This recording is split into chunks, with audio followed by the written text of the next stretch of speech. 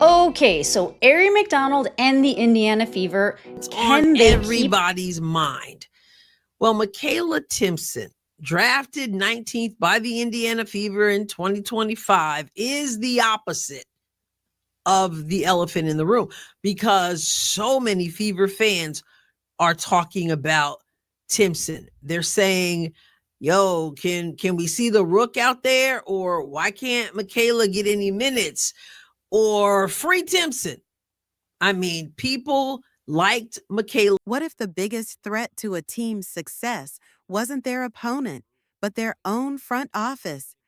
Imagine a team on the rise, finally capturing the world's attention with a generational superstar.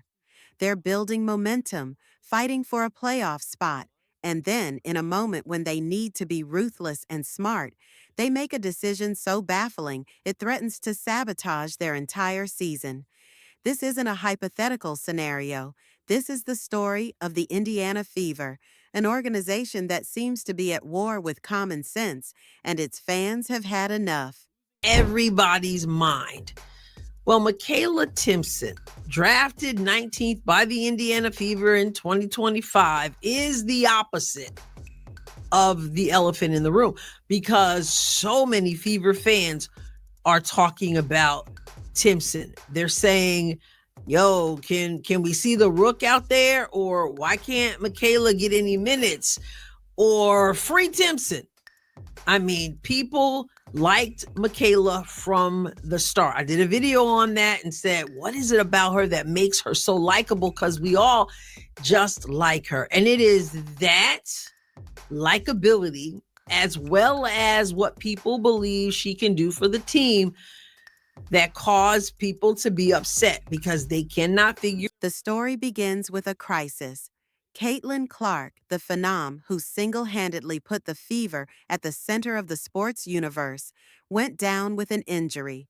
For a young team still finding its footing, losing their star player felt like a potential death sentence. The offense sputtered, the direction was lost, and the season was teetering on the brink of collapse. Then, out of necessity, a savior arrived. Her name is Aari McDonald, and she was signed to an emergency hardship contract to plug the hole in the roster. No one expected much, but what they got was a revelation. McDonald didn't just fill a spot, she ignited the team. She played with a veteran's poise and a fighter's intensity, providing the exact playmaking and scoring punch the Fever were desperately missing. She ran the offense, created opportunities for her teammates, and hit crucial shots. The team didn't just survive without Clark. In many ways, they looked more structured. Fans were ecstatic. They hadn't just found a temporary patch, they'd found a key piece of the puzzle. But that's when the story takes a baffling turn, because of a rule buried deep in the league's fine print.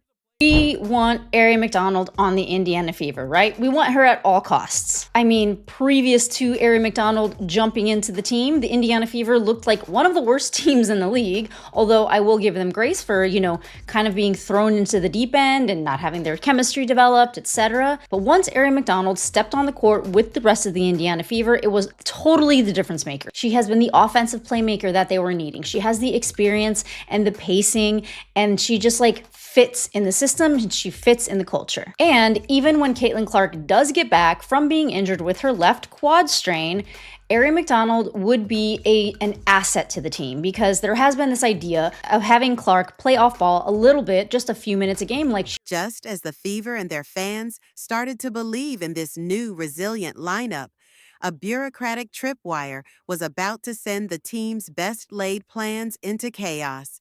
Aari McDonald was on an emergency hardship contract, a temporary measure allowed only when a team has fewer than 10 healthy players. The moment Caitlin Clark or another injured player like Sophie Cunningham was cleared to play, the emergency condition would end and the contract would automatically expire. By rule, the Fever would be forced to waive Aari McDonald. It sounds like a frustrating but unavoidable problem until you learn the most absurd part of the rule. After releasing her, if the Fever want to re-sign McDonald to a permanent contract, they have to wait 10 days. For 10 agonizing days, the player who just saved their season would be a free agent, available for any other team in the WNBA to snatch up. A 10-day waiting period that serves no logical purpose could cost them a vital player, all because of red tape.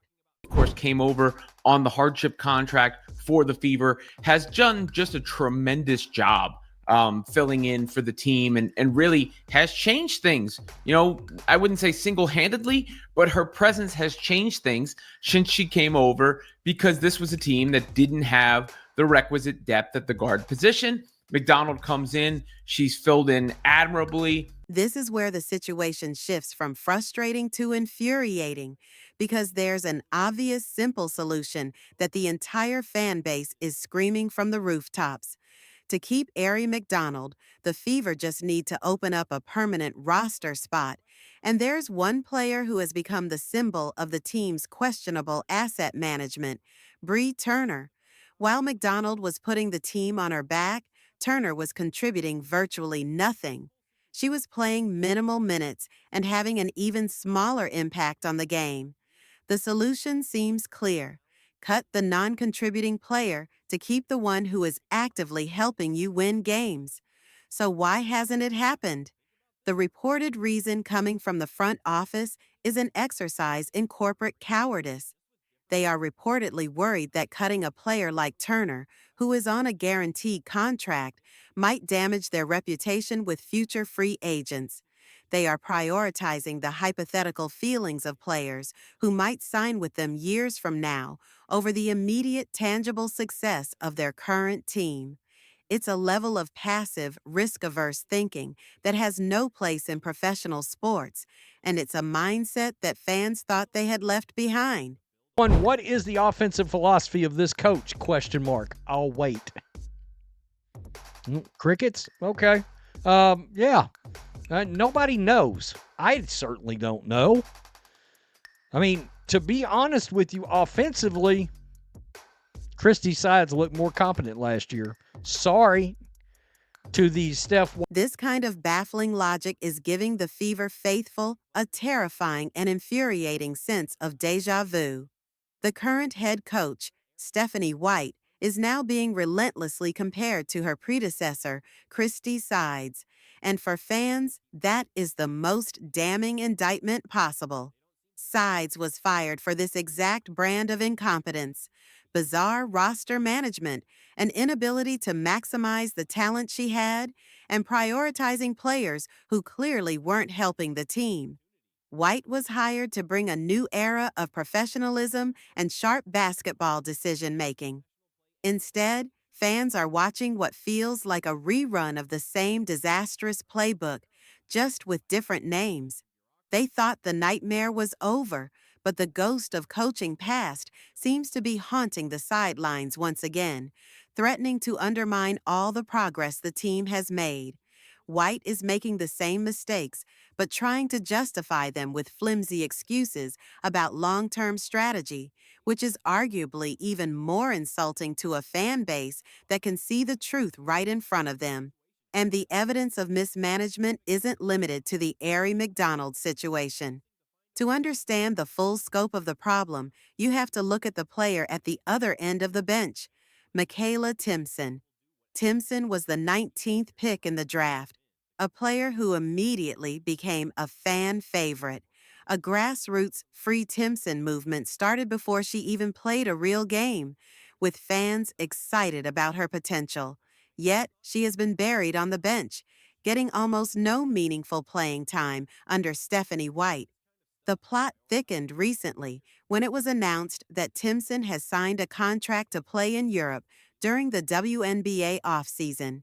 This created a jarring paradox. A player who is apparently not good enough to earn minutes on the Indiana Fever is actively being recruited by professional teams overseas. It raises serious questions about the coaching staff's ability to evaluate and develop their own talent. If you have promising players on your roster, why aren't you using them? Timpson's European escape is yet another sign that the team's internal decision-making is fundamentally flawed. Predictably, the fan reaction has been a digital firestorm. This isn't just a few disgruntled fans, it's a full-blown revolt. Social media has been flooded with a torrent of outrage directed at Stephanie White and the Fever front office. The digital pitchforks are out. Threads with thousands of likes are breaking down the absurdity of letting McDonald walk while Turner collects a paycheck. Memes are ruthlessly mocking the front office's logic. Comparisons to Christie's sides are everywhere, with fans declaring that nothing has changed. The consensus is clear, unified, and unforgiving. The organization is committing an act of self-sabotage, and the people who pay for tickets and merchandise are not standing for it. This isn't just about one roster spot. It's about a breach of trust between the team and its supporters, who feel their intelligence is being insulted. This single, avoidable error could create a ripple effect that damages the team for years to come. What message does this send to the players in that locker room?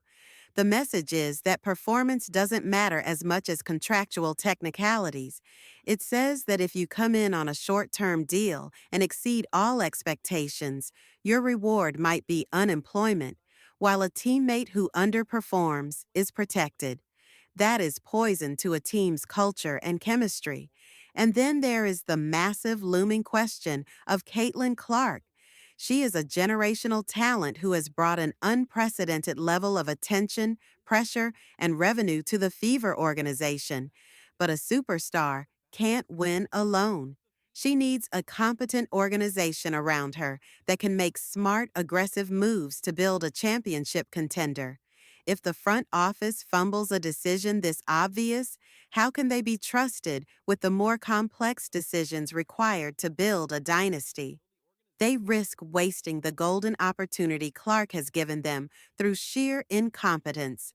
In the end, this entire mess reveals a team that is fundamentally at war with itself. The Indiana Fever have a player who demonstrably helps them win.